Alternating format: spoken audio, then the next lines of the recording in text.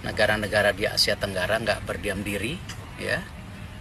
Beberapa hari ini Vietnam melakukan terobosan luar biasa. Oh, ya. Vietnam Diumumkan kemarin mengenai bagaimana Vietnam akan menarik diasporanya di seluruh dunia dengan segala kemudahannya. Aturan sudah diumumkan ya mulai 1 Juli. Ya, karena memang kita lihat juga penduduk Vietnam banyak sekali yang berada di Amerika, di Australia dan mancanegara ketika mereka mengungsi karena adanya perang Vietnam waktu itu.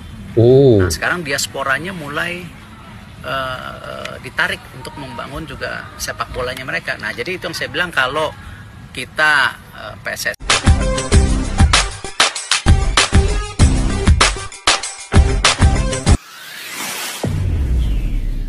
Assalamualaikum dan salam persaudaraan. Oke, selamat bertemu kembali guys di channel Askalani Studio. Oke, perkembangan terkini terkait dengan perpindahan pemain-pemain timnas Indonesia, terutamanya pemain-pemain diaspora guys ya.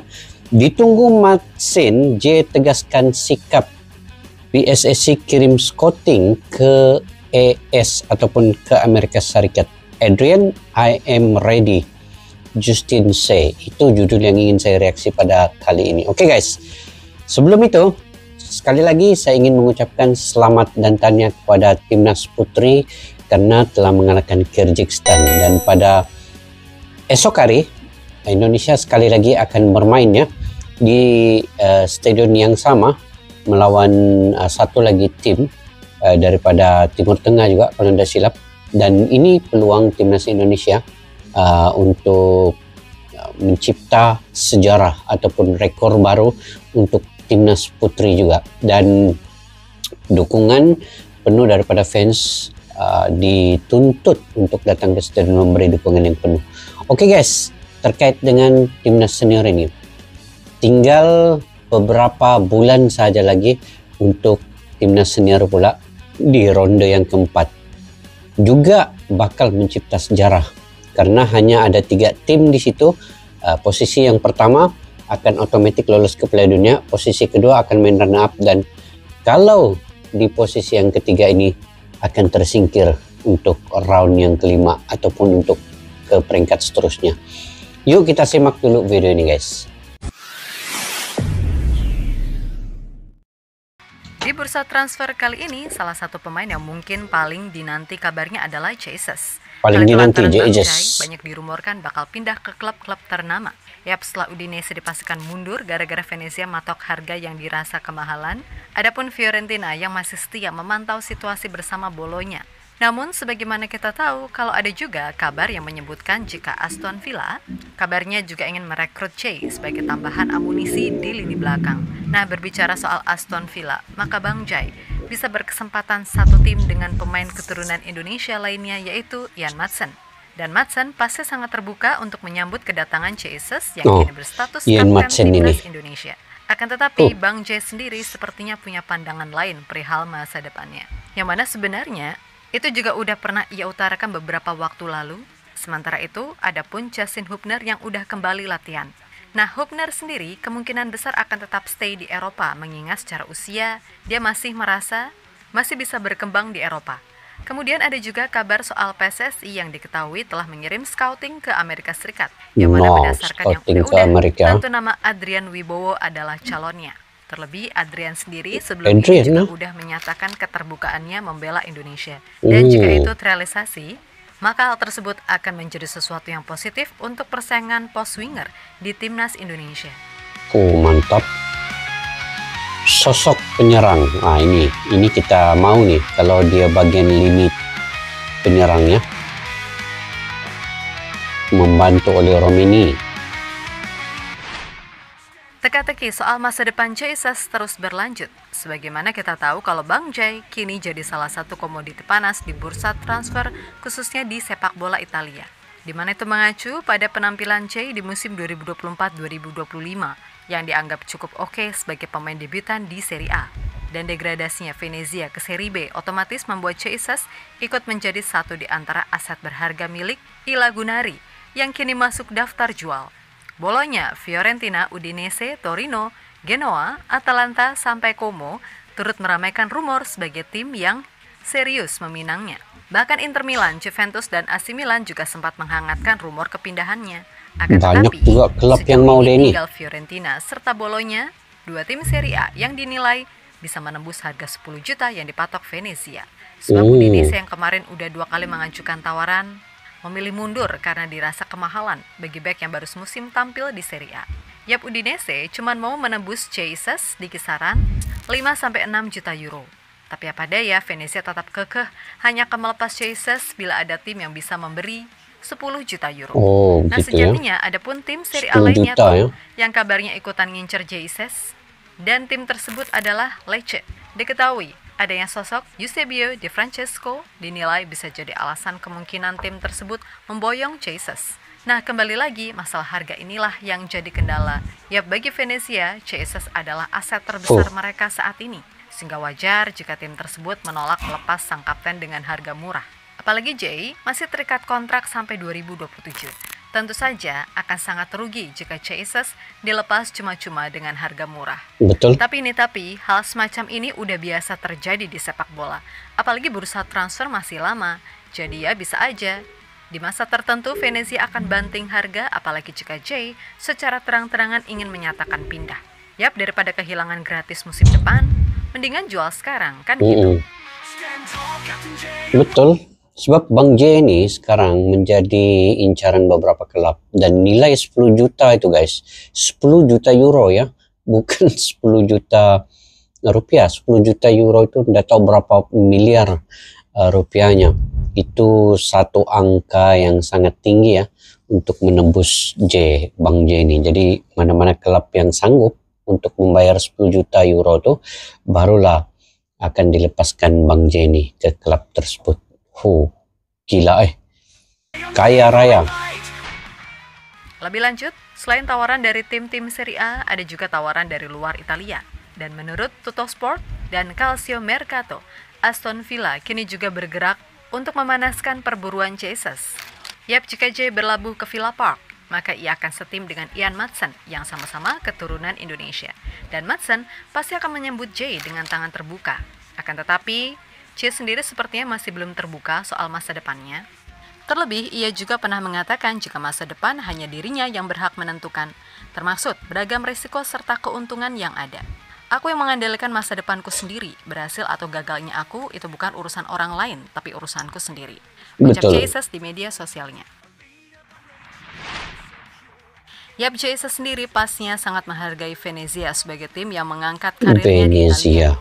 Akan tetapi dalam sebuah urusan profesional, J pastinya ingin tetap berada di level tertinggi agar performanya terus meningkat, yang mana pastinya itu juga akan berpengaruh ke timnas Indonesia. Nah, J pasti juga mengamati dari sekian rumor ataupun tawaran, ia akan menentukan skala prioritas, terutama bagi tim yang bisa memberinya menit bermain. Dan Aston Villa dalam hal ini cukup sulit setidaknya untuk saat ini.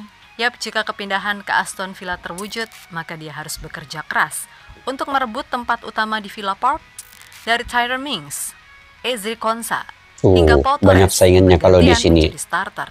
Aston Villa soal Liga Inggris yang suka nggak suka, intensitasnya di atas Liga Italia. Nah, kalau kita boleh menebak, maka kesempatan terbesar Jesus dalam karir profesionalnya bersama klub saat ini adalah tetap bertahan di Serie A. Pertama, dia ibaratnya baru semusim, dan jelas masih banyak hal yang harus dia tingkatkan. Kedua, C kemungkinan bisa jauh lebih berkembang andai dia gabung tim papan tengah dulu, karena di sana menit bermainnya dirasa jauh lebih aman. Yap, ketimbang langsung naik ke tim atau kompetisi besar, ada baiknya J berkembang secara perlahan.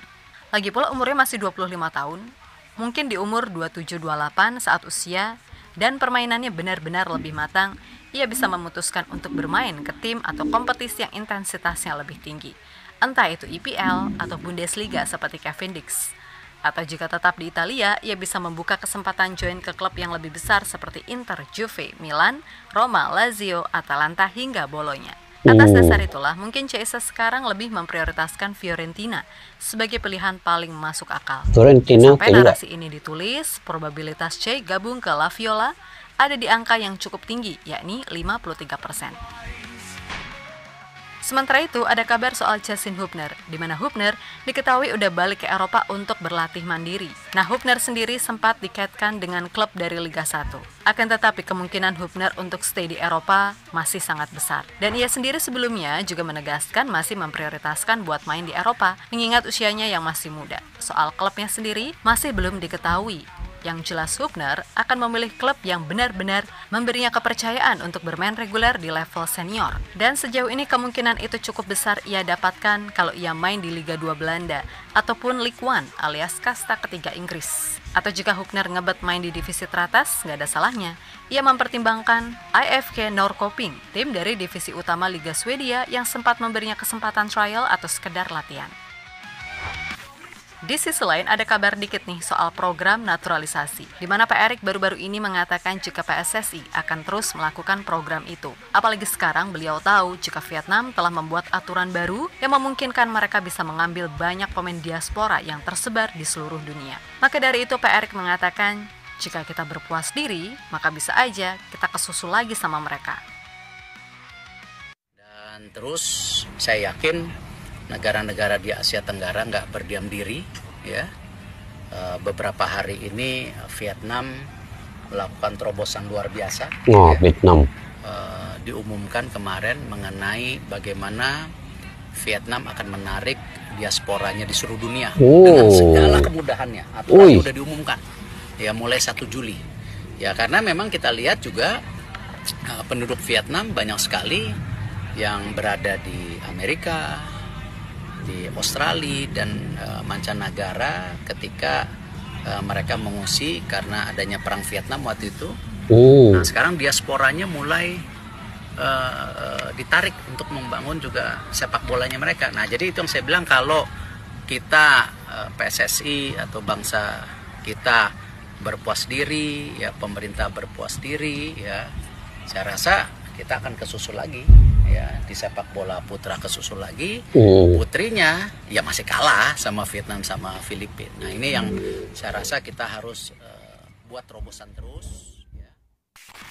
Lebih lanjut, selain mencari di Eropa seperti Belanda ataupun Jerman, Pak Erik diketahui juga udah mengirimkan scouting ke Amerika Serikat untuk memantau bakat diaspora yang ada di sana. Dan dari info yang ada, so pasti nama Adrian Wibowo adalah prioritas utama. Apalagi sang pemain sebelumnya juga menegaskan sangat terbuka untuk main buat Indonesia andai PSSI menghubunginya. Kurang lebih itulah tugas yang kami berikan kepada pimpinan tim scouting Timnas Indonesia. Saya belum bisa memastikan apakah Adrian Wibowo yang saat ini bermain di Los Angeles FC bersedia memperkuat Merah Putih. Namun dari namanya Wibowo tentu menarik untuk ditelusuri. Kita akan lihat kesiapannya. Dan saya sudah menyampaikan hal ini ke Om Simon agar dipantau secara optimal. Tegas Pak Erik. Yap, Adrian Wibowo sendiri memang jadi salah satu diaspora yang begitu diharapkan fans Timnas untuk gabung. Sebab dia dianggap sebagai talenta potensial yang bahkan udah bisa tembus tim utama Los Angeles FC. Di Piala Dunia antar klub namanya juga masuk DSP walaupun nggak main. Tapi paling enggak, itu udah menggambarkan jika Adrian memang digadang-gadang akan jadi aset penting klub di masa depan. Nah, selain udah 2 kali main untuk LAFC senior di MLS, ia juga masih aktif main di muda dengan torehan 3 gol dari 6 penampilan. Maka dari itu, jika ia bisa bergabung ke Timnas Indonesia, jelas ini akan membuat persaingan makin menarik khususnya di pos winger. Dan jika semisal dia terus menunjukkan progres menarik, bukan hal yang mustahil jika namanya akan masuk ke Timnas Senior Indonesia andai udah jadi WNI.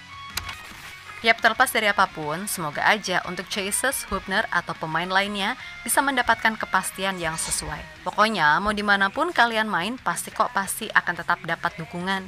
Kemudian untuk perkembangan proses naturalisasi. Ya emang, kita masih butuh banyak. Gak cuma untuk tim senior, tapi juga untuk U23 hingga U17 sekalipun. Biar apa? Ya biar para pemain dari kompetisi lokal makin terpacu, karena saingan mereka untuk masuk timnas juga berasal dari liga di luar negeri, yang faktanya emang lebih maju. Untuk itu, yuk support aja yuk, dan hentikan segala narasi negatif soal naturalisasi, yang maaf-maaf aja nih, masih banyak gondes-margondes yang seolah nggak terima banget dengan hal yang udah umum terjadi di dunia sepak bola modern. So, semoga Timnas Indonesia, baik itu senior ataupun kelompok umur, baik itu putra maupun putri, semuanya diberikan progres maksimal agar bisa mencapai level tertinggi. Maka dari itu, tetap semangat dan sukses selalu. Oke, kita Garuda. Oke guys, itulah yang perlu diikuti oleh semua, di mana Bapak Erick Thohir setelah menggunakan segala kekuatan maksimalnya, sama ada dari segi idenya, keuangannya, tenaganya untuk membangun sepak bola daripada senior, kelompok umur dan timnas putri. Beliau yakin bahwa apa yang beliau lakukan membawa pemain-pemain diaspora itu sebenarnya itu adalah satu jalan yang jangka panjang untuk membawa timnas Indonesia ini lebih dikenali dalam sepak bola. Dan ini sudah terbukti apabila kesemua kelompok umur lolos ke Piala Asia dan timnas senior hampir selangkah lagi ke Piala Dunia 2026. Dan pasti beliau akan membawa lagi pemain diaspora baru, amunisi baru untuk memperkuat timnas Indonesia.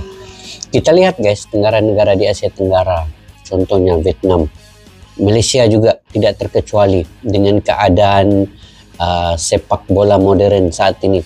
Perlu adanya pemain diaspora sekiranya ingin mengembangkan, mempermajukan sepak bola di ASEAN ini. Dan kalau sudah diumumkan Vietnam bermula 1 Juli akan membawa ke semua pemain-pemain diasporanya memperkuatkan timnas Vietnam, dan Malaysia juga dalam rangka untuk membawa pemain-pemain keturunan, pemain diaspora, pemain warisan di Malaysia ini untuk bermain di Malaysia. Walaupun tidak diwar-war, digembar-gemburkan, tetapi apabila sudah mendapat kelulusan FIFA, ini bermakna pemain-pemain ini sah untuk bermain, tidak boleh diragukan lagi. Jadi itu yang dilakukan oleh Bapak Erick Thohir sebenarnya, membawa beberapa lagi amunisi baru. Dengan lolosnya ke ronde yang keempat, memerlukan satu level lagi yang lebih tinggi dan kekuatan baru, semangat baru. Jadi pemain-pemain diaspora baru juga perlu diberi ruang untuk meyakinkan terutamanya fans-fans yang dahagakan kemenangan sebenarnya untuk Indonesia dan melaju ke Piala Dunia 2026. Jadi saya mendukung penuh apa dilakukan oleh ASEAN ini ya sebenarnya. Karena kalau tidak sedemikian, ASEAN ini akan tertinggal guys oleh negara-negara Arab. Sudah tentunya Uzbekistan, Qatar, Arab Saudi, Irak, kesemua itu membawa pemain-pemain diaspora mereka, bukan pemain yang tinggal di tempat mereka juga. Kebanyakannya juga adalah bermain di luar dan punya keturunan mereka panggil untuk bermain.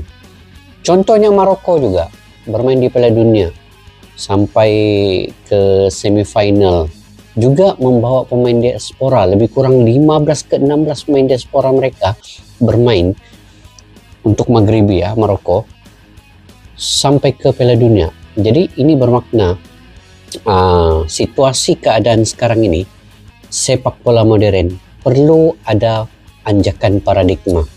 Kalau tidak, kita akan ketinggalan. Jadi saya setuju dengan Bapak Erick Thohir membawa beberapa lagi amunisi baru untuk timnas Indonesia.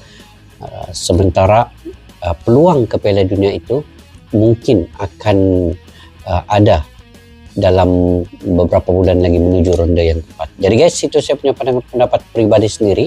Jika kalian punya pendapat pribadi sendiri, kalian boleh komentar di ruang kolom di bawah. Sampai jumpa lagi. Assalamualaikum warahmatullahi wabarakatuh. Bye-bye.